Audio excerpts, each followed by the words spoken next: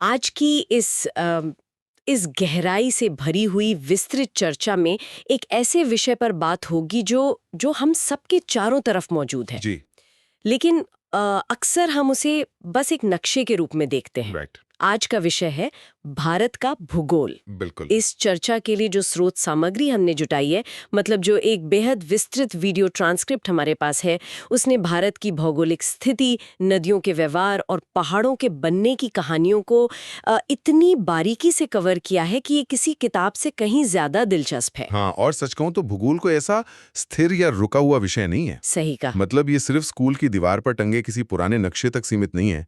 अगर इसे ध्यान से समझा जाए तो ये एक बेहद जीवंत और लगातार बदलती हुई कहानी है। और यही हमारी इस चर्चा का मुख्य उद्देश्य भी है।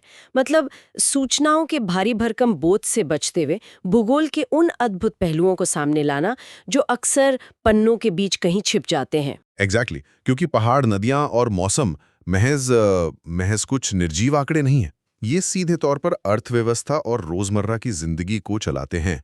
और ये सब कितना रोमांचक है। जब भारत की बात होती है तो स्रोत सामग्री में एक ऐसा आंकड़ा सामने आता है जो सच में मतलब दिमाग घुमा देता है। आप उस 2.4% वाले आंकड़े की बात कर रही हैं? बिल्कुल। दुनिया के कुल भूमि क्षेत्र का केवल 2.4% हिस्सा भारत के पास है, सिर्फ 2.4%।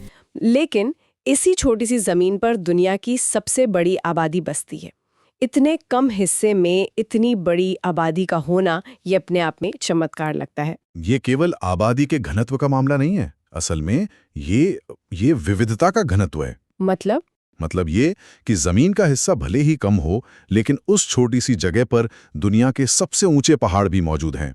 खेती के लिए सबसे उपजाऊ मैदान भी हैं, घने जंगल भी हैं और चिलचिलाती धूप वाले रेगिस्तान भी हैं। हाँ, ये तो है। ये जो अलग अलग तरह का भूगोल एक ही जगह पर इकट्ठा हो गया है ना, असल में वही इस विशाल आबादी को पालने का आधार बनता है। अगर ये जमीन सिर्फ एक जैसी होती तो शायद इतने लोगों का भरण पोषण कभी संभव ही नहीं हो पाता। चलिए इसे थोड़ा और विस्तार से समझते हैं।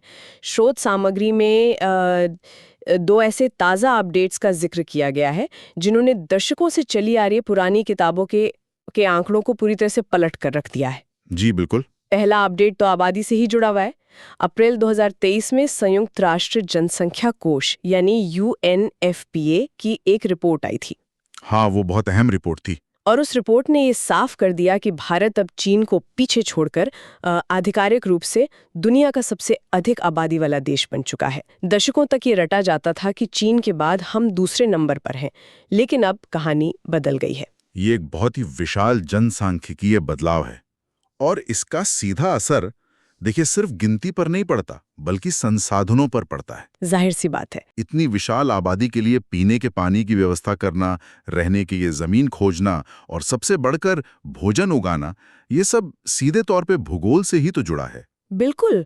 और दूसरा जो अपडेट स्रोत सामग्री में है वो तो शायद और भी ज्यादा चौंकाने वाला है। बचपन से हम मतलब यही पढ़ा जाता रहा है कि भारत की कुल तट रेखा यानी कोस्ट लाइन की लंबाई 7,516 किलोमीटर है। जी, द्वीपों को मिलाकर। हाँ, लेकिन यहाँ 29 अप्रैल 2025 की एक सरकारी सैटेलाइट तकनीक रिपोर्ट का जिक्र है। इस नई रिपोर्ट ने अचानक से इस आंकड़े को बढ़ाकर लगभग 12,000 किलोमीटर कर दिया है। ये कोई मामूली बदलाव नहीं है। वही तो, 7,000 से सीधा 12,000। कोई भी सोचेगा कि क्या रातों रात देश में नई जमीन जुड़ गई। ये इतना बड़ा उछाल कैसे आया? जमीन नहीं जुड़ी है, बल्कि जमीन को मापने का हमारा चश्मा बदल गया है। अच्छा। इसे ऐसे समझा जा सकता है कि अगर एक साधारण स्केल से किसी घुमावदार धागे को मापा जाए तो वो छोटा लगेगा, लेकिन अगर एक बहुत ही बारीक और आधुनिक लेजर से उस धागे के हर छोटे से छोटे मोड़ को मापा जाए तो उसकी असल लंबाई कहीं ज्यादा निकलेगी। ओह, समझ गई। बिल्कुल यही हुआ है। नई सैटेलाइट तकनीक ने हर छोटी खाड़ी, हर घुमावदार किनारे और हर छोटे बड़े द्वीप को इतनी सटीकता से मापा है कि असली तटरेखा का आंकड़ा 12,000 किलोमीटर तक पहुंच गया। कमाल की तकनीक है। और ये सिर्फ एक नंबर का खेल नहीं है। अंतर्राष्ट्रीय नियमों के तहत तट से 200 नॉटिकल मील तक का समुद्र किसी भी देश का एक्सक्लूसिव इकोनॉमिक जोन यानी EEZ होता है। इसका मतलब है कि ये जो नई और लंबी तटरेखा की माप आई है वो सीधे तौर पर समुद्र में हमारे अधिकारों को बढ़ा रही है। एकदम सही। जब तटरेखा की सटीक माप इतनी बढ़ जाती है तो इसका मतलब है कि उस समुद्र में मछली पकड़ने का अधिकार, खनिज निकालने का अधिकार और गहरे समुद्र में तेल की खोज करने का अधिकार क्षेत्र भी पहले से कहीं अधिक स्पष्ट हो जाता है। ये अर्थव्यवस्था के नजरिए से सच में एक बड़ा गेम चेंजर है। बिल्कुल है। अब समुद्र के किनारे से हटकर जमीन के सबसे ऊंचे हिस्से यानी पहाड़ों की तरफ चलते हैं। स्रोत में पहाड़ों के जन्म की जो कहानी दी गई है वो किसी हॉलीवुड की साइंस फिक्शन फिल्म जैसी लगती है। हाँ, वो पैंजिया वाली कहानी। जी, इसमें हिमालय के बनने का जिक्र है जिसमें पैंजिया और टेथिस सागर जैसी चीजों का नाम आता है। ये पढ़ के ऐसा लगता है कि क्या सच में भारत की जमीन कभी किसी और महाद्वीप का हिस्सा थी? ये धरती के इतिहास की सबसे नाटकीय घटनाओं में से एक है। जी। आज से करीब 20 करोड़ साल पहले धरती का नक्शा ऐसा बिल्कुल नहीं था जैसा आज दिखता है। सब कुछ जुड़ा हुआ था, राइट? बिल्कुल। सारे महाद्वीप आपस में जुड़े हुए थे और उस एक विशाल सुपर महाद्वीप को पैंजिया कहा जाता था। फिर समय के साथ वो पैंजिया टूटने लगा। उस समय भारत की जमीन गोंडवाना लैंड का हिस्सा थी जो अफ्रीका के काफी करीब हुआ करती थी। तो वहां से टूटकर भारतीय प्लेट ने उत्तर की दिशा में खिसकना शुरू किया। जी। यानी जमीन का एक बहुत बड़ा टुकड़ा सच में समुद्र के बीच तैरते हुए आगे बढ़ रहा था। लाखों सालों का ये धीमा लेकिन बेहद ताकतवर सफर था और अंत में ये भारतीय प्लेट यूरेशियन प्लेट से, जो आज का एशिया और यूरोप है, उससे जाकर टकरा गई और उसी टक्कर से हिमालय बना। हाँ, ये टक्कर इतनी जोरदार थी कि दोनों प्लेटों के बीच में जो टेथिस सागर मौजूद था उसका सारा मलबा, मिट्टी और चट्टानें किसी कागज की तरह सिकुड़कर ऊपर की तरफ उठने लगी। उसी मलबे के उठने से हिमालय पर्वतमाला का जन्म हुआ। ये सोचना ही रोंगटे खड़े कर देता है कि जिस हिमालय को आज इतना स्थिर और अटल माना जाता है वो असल में दो जमीनों के आपस में टकराने का नतीजा है। और स्रोत में ये भी लिखा है कि आज भी बढ़ रहा है। हाँ, और यही सबसे दिलचस्प बात है। ये कोई रुकी हुई घटना नहीं है। ये एक स्लो मोशन कार क्रैश की तरह है जो करोड़ों सालों से चल रहा है और आज भी जारी है। आज भी? बिल्कुल। भारतीय प्लेट आज भी यूरेशियन प्लेट के नीचे धंस रही है, जिसकी वजह से हिमालय हर साल कुछ मिलीमीटर ऊंचा हो जाता है। इसीलिए इसे दुनिया की सबसे नई और यंग फोल्डेड माउंटेन श्रृंखला कहा जाता है। अद्भुत। पहाड़ों के जबरदस्त नाटक के बाद जब मरुस्थलों यानी रेगिस्तानों की बात आती है तो स्रोत में एक और बहुत ही दिलचस्प बात सामने आती है। मरुस्थलों की विविधता? हाँ, अक्सर रेगिस्तान शब्द सुनते ही दिमाग में सिर्फ रेत के ऊंचे टीले और चिलचिलाती धूप का ख्याल आता है। लेकिन भारत में सिर्फ एक तरह का मरुस्थल नहीं है। स्रोत के मुताबिक यहाँ 3 बिल्कुल अलग-अलग तरह के मरुस्थल हैं। सही कहा। पहला है गर्म और शुष्क थार मरुस्थल। इसकी सबसे अनोखी बात यह है कि दुनिया भर के रेगिस्तानों में जहां इंसानों का रहना लगभग नामुमकिन होता है, वहीं थार दुनिया का सबसे घनी आबादी वाला मरुस्थल है। यहाँ प्रति वर्ग किलोमीटर 83 लोग रहते हैं। ये इस बात का सबूत है कि इंसान विपरीत से विपरीत परिस्थितियों में भी अपना रास्ता निकाल लेता है। बिल्कुल। थार में लोगों ने सदियों से पानी सहेजने के तरीके विकसित किए हैं। लेकिन रेगिस्तान सिर्फ गर्म नहीं होते। दूसरा रूप है ठंडे मरुस्थल का, जिसका सबसे बड़ा उदाहरण है लद्दाख। लद्दाख के बारे में स्रोत में लिखा है कि वो वृष्टि छाया क्षेत्र यानी रेन शैडो एरिया में आता है। क्या इसे थोड़ा आसान भाषा में समझा जा सकता है कि ये इलाका इतना सूखा और बर्फ से ढका हुआ क्यों है? इसे एक बहुत बड़ी दीवार के उदाहरण से समझा जा सकता है। कैसी दीवार? देखिए, जब दक्षिण की तरफ से मानसूनी हवाएं नमी लेकर आती हैं, तो हिमालय उनके रास्ते में एक विशाल दीवार की तरह खड़ा हो जाता है। हवाएं उस दीवार से टकराती हैं और अपनी सारी नमी उसी तरफ बारिश या बर्फ के रूप में गिरा देती हैं। अच्छा, तो पहाड़ के एक ही तरफ सारी बारिश हो जाती है? बिल्कुल। जब तक वे हवाएं उस विशाल दीवार को पार करके दूसरी तरफ यानी लद्दाख पहुंचती हैं, तब तक वे पूरी तरह से सूख चुकी होती हैं। उनमें पानी की एक बूंद नहीं बचती। सही कहा। इसीलिए लद्दाख में भीषण ठंड तो है, लेकिन बारिश लगभग ना के बराबर होती है, जो उसे एक सूखा और ठंडा मरुस्थल बना देती है। ये दीवार वाला उदाहरण बहुत सटीक है। और तीसरा जो मरुस्थल है वो तो इन दोनों से बिल्कुल अलग है, सफेद मरुस्थल। गुजरात का कच्छ का रण? हाँ, स्रोत के अनुसार ये जगह असल में कभी अरब सागर का ही हिस्सा हुआ करती थी। बिल्कुल। भौगोलिक उथल पुथल की वजह से वो हिस्सा समुद्र से कट गया और जब वहां का पानी भाप बनकर उड़ जाता है तो जमीन पर पीछे छूट जाती है नमक की एक अंतहीन सफेद चादर, जो देखने में बहुत खूबसूरत लगती है। खूबसूरती के साथ साथ ये सिर्फ एक बंजर जमीन नहीं है, ये दलदली और नमकीन इलाका पूरी दुनिया में भारतीय जंगली गधों का एकमात्र प्राकृतिक घर है। लद्दाख के बर्फीले तेंदुए हों या कच्छ के जंगली गधे, ये सब बताते हैं कि चरम भौगोलिक स्थितियां जीवन को खत्म नहीं करती, बल्कि वे एक बिल्कुल नया इकोसिस्टम बना देती हैं। एकदम सही। अब पहाड़ों और रेगिस्तानों से उतरकर नदियों की तरफ आते हैं। स्रोत समुद्री में नदियों की कुछ ऐसी कहानियां हैं जो आमतौर पर सुनने को नहीं मिलती। नदियां सिर्फ पानी बहाने का माध्यम नहीं है, ऐसा लगता है जैसे उनका अपना एक दिमाग होता है। आप तीस्ता नदी की बात कर रही हैं? हाँ, इसमें तीस्ता नदी का एक बहुत ही अजीब किस्सा है। ये नदी सिक्किम से निकलती है। 1787 से पहले तक ये आराम से दक्षिण की ओर बहती थी और गंगा नदी में जाकर मिल जाती थी जी। लेकिन फिर 1787 में कुछ ऐसा हुआ जिसने इसका पूरा इतिहास बदल दिया। 1787 में उस इलाके में एक बहुत ही भयंकर बाढ़ आई थी और वैज्ञानिकों का मानना है कि शायद उसी दौरान कोई बड़ा भूकंप भी आया था। और उस भूकंप या बाढ़ ने इतना बड़ा असर डाला कि एक पूरी की पूरी नदी ने अपना रास्ता ही बदल लिया। बिल्कुल। उसने गंगा का साथ छोड़कर पूर्व की ओर मुड़ना शुरू कर दिया और आज वो ब्रह्मपुत्र की एक प्रमुख सहायक नदी बन चुकी है। यही प्रकृति की असीमित ताकत है। एक नदी का रातों रात अपना पूरा ड्रेनेज पैटर्न बदल लेना ये दिखाता है कि जमीन के भीतर की हलचल पल भर में नक्शे की लकीरों को मिटाकर नई लकीरें खींच सकती हैं। नदियों से जुड़ी एक और असाधारण बात सामने आती है जो हमारी राष्ट्रीय नदी गंगा के बारे में है।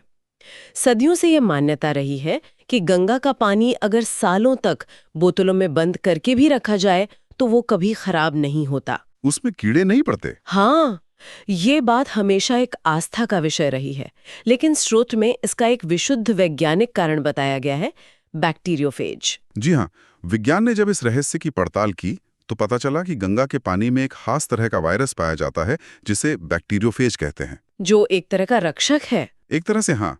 इसे समझने के लिए मान लीजिए कि पानी के अंदर कुछ बहुत ही सूक्ष्म सिक्योरिटी गार्ड्स तैर रहे हैं। इनका काम सिर्फ एक है, उन खतरनाक और हानिकारक बैक्टीरिया को ढूंढ कर खाना जो पानी को सड़ाने या खराब करने का काम करते हैं। वाह, और विज्ञान का एक बहुत ही सुंदर संगम है। अगर इस पूरी बात को थोड़े बड़े परिप्रेक्ष्य में देखा जाए तो नदियां केवल भूविज्ञान या आस्था का ही विषय नहीं है, वे कई बार राजनीति और देशों की सीमाओं से भी बहुत ऊपर उठ जाती हैं। जैसे स्रोत सामग्री में 1960 की सिंधु जल संधि का उदाहरण दिया गया है। बिल्कुल, भारत और पाकिस्तान के बीच पानी के बंटवारे को लेकर हुई ये इंडस वाटर ट्रीटी एक बहुत बड़ा उदाहरण है। हाँ, जो आज तक चल रही है। ये समझौता नदियों को दो हिस्सों में बांटता है। पश्चिमी नदियां जैसे सिंधु, झेलम, चिनाब और पूर्वी नदियां जैसे रावी, ब्यास, सतलज। दोनों देशों के बीच 1965 का युद्ध हुआ, 1971 का युद्ध हुआ, कारगिल का संघर्ष हुआ और न जाने कितने कूटनीतिक तनाव रहे, लेकिन ये संधि नहीं टूटी। यही सबसे बड़ी बात है। पानी का बहाव इस संधि के नियमों के हिसाब से आज भी जारी है। ये इस बात का बहुत बड़ा सबूत है कि नदियां जीवन रेखाएं हैं और भूगोल की ताकत कई बार भू राजनीति के शोरगुल से कहीं अधिक बड़ी और शांत होती है। ये तो है।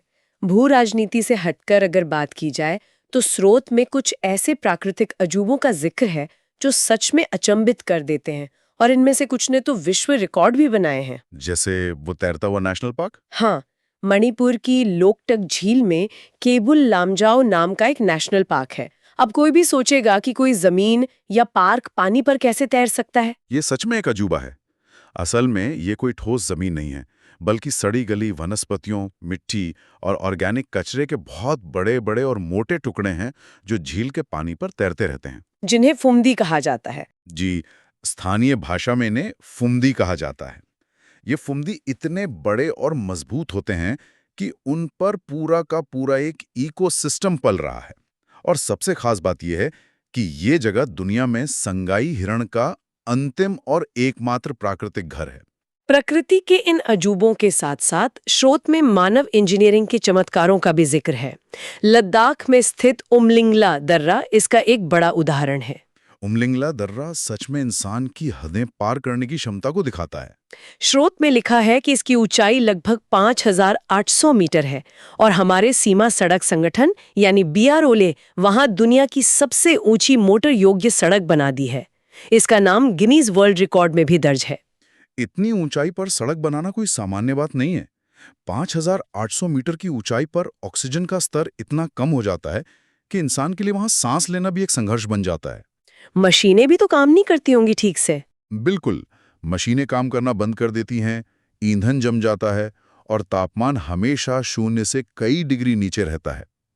ऐसी जमा देने वाली और ऑक्सीजन से खाली जगह पर कोलतार बिछाकर सड़क बना देना, ये दिखाता है कि भूगोल भले ही कितनी भी कठोर चुनौती दे, इंसान उसे पार कर ही लेता है। इसी तरह का एक और रिकॉर्ड असम में है, माजुली। ये ब्रह्मपुत्र नदी के ठीक बीचों बीच बसा हुआ है। दुनिया का सबसे बड़ा नदी द्वीप। हाँ, नदी के बीच में जमीन का एक ऐसा टुकड़ा जो इतना विशाल हो गया कि सरकार को उसे एक पूरा जिला ही घोषित करना पड़ा। ये सारी चीजें महज घूमने फिरने के पर्यटन स्थल नहीं है, ये भूगोल और मानव जीवन की एक अद्भुत जुगलबंदी है। जुगलबंदी के साथ साथ ये संघर्ष भी है। माजुली हर साल ब्रह्मपुत्र की बाढ़ का सामना करता है। उसकी जमीन कटती है, लेकिन फिर भी वहां जीवन लगातार चलता रहता है। बिल्कुल। अब इस चर्चा को अर्थव्यवस्था और हमारी रोजमर्रा की जिंदगी से जोड़ते हैं। स्रोत में जलवायु और मौसम के कुछ ऐसे पैटर्न समझाए गए हैं जो आम समझ से बिल्कुल उल्टे लगते हैं। मॉनसून का गणित? एकदम सही। आमतौर पर यही माना जाता है कि जब बारिश का मौसम आता है तो पूरे देश में पानी बरसता है, लेकिन दक्षिण भारत में, खास तौर पर तमिलनाडु के कोरोमंडल तट पर नियम थोड़े अलग चलते हैं। जी। जब जून जुलाई में पूरा देश बारिश का मजा ले रहा होता है, तब कोरोमंडल तट एकदम सूखा रहता है। और उसका कारण भी वही वृष्टि छाया क्षेत्र यानी रेन शैडो है, जिसकी हमने लद्दाख के समय चर्चा की थी। पश्चिमी घाट के पहाड़ नमी वाली हवाओं को तमिलनाडु तक पहुंचने ही नहीं देते। लेकिन कहानी में असली ट्विस्ट तब आता है जब सर्दियां शुरू होती हैं। स्रोत बताता है कि जब अक्टूबर-नवंबर में मानसून वापस लौटता है, जिसे लौटता हुआ मानसून या उत्तर पूर्वी मानसून कहते हैं, तब वो बंगाल की खाड़ी के ऊपर से गुजरता है और वहां से नमी उठा लेता है। हाँ, वहां से वो हवाएं ढेर सारी नमी सोख लेती हैं और सीधा जाकर कोरोमंडल तट से टकराती हैं। नतीजा ये होता है कि जब पूरे उत्तर भारत में लोग रजाइयां निकाल रहे होते हैं, तब तमिलनाडु में बाढ़ जैसी भारी बारिश हो रही होती है। मौसम का ये अनोखा चक्र सीधे तौर पर हमारे प्राकृतिक संसाधनों और उद्योगों को चलाता है। इसका सबसे बेहतरीन उदाहरण है रेशम उद्योग। रेशम उद्योग? जी। इस पूरी दुनिया में भारत एक लौता ऐसा देश है जहां रेशम की सभी 4 प्राकृतिक किस्में, शहतूती, एरी, तसर और मूंगा, एक ही देश की सीमाओं के भीतर पाई जाती हैं। ये सच में एक ऐसा तथ्य है जिस पर गर्व किया जा सकता है। पूरी दुनिया में एकमात्र देश। लेकिन ऐसा संभव कैसे हुआ? ये इसलिए संभव हुआ क्योंकि इन अलग-अलग तरह के रेशम के कीड़ों को पालने के लिए बिल्कुल अलग-अलग तरह के पेड़ों और अलग-अलग तरह के मौसम की जरूरत होती है। जो हमारे पास है? बिल्कुल। हमारे पास उच्च हिमालय की कड़कती ठंड भी है, पूर्वोत्तर भारत की बेतहाशा बारिश और नमी भी है, और दक्षिण भारत का गर्म मौसम भी है। यानी भूगोल की ये जो वैरायटी है, वही इस बात को तय कर रही है कि हमारे कपड़ा और रेशम उद्योग का स्वरूप कैसा होगा। क्या बात है! और सिर्फ उद्योग ही नहीं, आज भी देश की लगभग 55% खेती पूरी तरह से मानसूनी बारिश पर निर्भर है। जमीन पर चलने वाली अर्थव्यवस्था का एक बहुत बड़ा हिस्सा आसमान के बादलों के रुख पर टिका हुआ है। तो अगर इन सभी पहलुओं को एक साथ रख के देखा जाए, तो इसका कुल मिलाकर क्या मतलब निकलता है? यह एक बहुत ही महत्वपूर्ण सवाल है। इस पूरी चर्चा से यह बात शीशे की तरह साफ हो जाती है कि भूगोल केवल नक्शे पर खींची गई कुछ रेखाएं नहीं है। ये एक ऐसी अदृश्य ताकत है जो ये तय करती है कि हमारी थाली में कौन सा अनाज उगेगा, हम किस तरह के कपड़े पहनेंगे, हमारे कारखाने कैसे चलेंगे, और यहाँ तक कि हमारे पड़ोसी देशों के साथ हमारे रिश्ते कैसे रहेंगे। यह सब बिल्कुल सच है, लेकिन यह एक बहुत ही गंभीर सवाल भी खड़ा करता है। कैसा सवाल? प्रकृति ने तो अपनी तरफ से हमें यह असीम भौगोलिक विविधता, विशाल तटरेखा, उपजाऊ मैदान और तरह तरह के मौसम दे दिए हैं, लेकिन हम इंसान इस अनमोल भूगोल के साथ क्या कर रहे हैं? क्या हम इसके साथ तालमेल बिठा रहे हैं या सिर्फ इसका दोहन कर रहे हैं? और इसी गंभीर सवाल के साथ हम आज की इस चर्चा के बिल्कुल अंत में आ पहुंचे हैं। स्रोत सामग्री के आखिरी हिस्से में एक ऐसा विचार है जो लंबे समय तक दिमाग में गूंजता रहेगा। अलंग का जिक्र। हाँ, इस पूरी सामग्री में गुजरात के एक तटीय इलाके अलंग का जिक्र किया गया है। अलंग दुनिया का सबसे बड़ा जहाज तोड़ने का यार्ड है। इसे जहाजों का कब्रिस्तान भी कहा जाता है। ये अपने आप में एक बहुत बड़ा विरोधाभास है। कैसे? एक तरफ ये अलंग यार्ड हजारों लाखों लोगों को रोजगार दे रहा है। पूरी दुनिया के विशालकाय रिटायर हो चुके जहाज यहाँ आते हैं और उन्हें तोड़कर लाखों टन स्टील रिसाइकल किया जाता है, जो अर्थव्यवस्था के पहिए को तेजी से घुमाता है। जो कि आर्थिक रूप से अच्छा है। लेकिन दूसरी तरफ जहाज़ों को तोड़ने से निकलने वाले रसायन, भारी धातुएं, तेल और जहरीले पदार्थ हमारे उसी विशाल और खूबसूरत समुद्री तट को बुरी तरह प्रदूषित कर रहे हैं, जिसके विस्तार की हमने शुरुआत में इतने उत्साह से चर्चा की थी। ये तो सोचने वाली बात है। जिस भौगोलिक तटरेखा ने हमें व्यापार और जीवन का इतना बड़ा वरदान दिया है, वहीं पर मानव निर्मित उद्योग कितना गहरा घाव दे रहे हैं। आर्थिक विकास, रोजगार और हमारे बहुमूल्य पर्यावरण को बचाने के बीच की वो बारीक लकीर आखिर कहाँ खींची जानी चाहिए? यही वो सवाल है जिस पर सबको विचार करना चाहिए। बिल्कुल। ये एक ऐसा सवाल है जो कोई सीधा जवाब नहीं देता, बस सोचने के लिए खाली जगह छोड़ देता है। उम्मीद है आज की ये विस्तृत चर्चा और ये सफर सोचने के नजरिए में कुछ नए पहलू जरूर जोड़ पाया होगा। अगली बार किसी नए विषय की गहराइयों में उतरने तक जुड़े रहिए।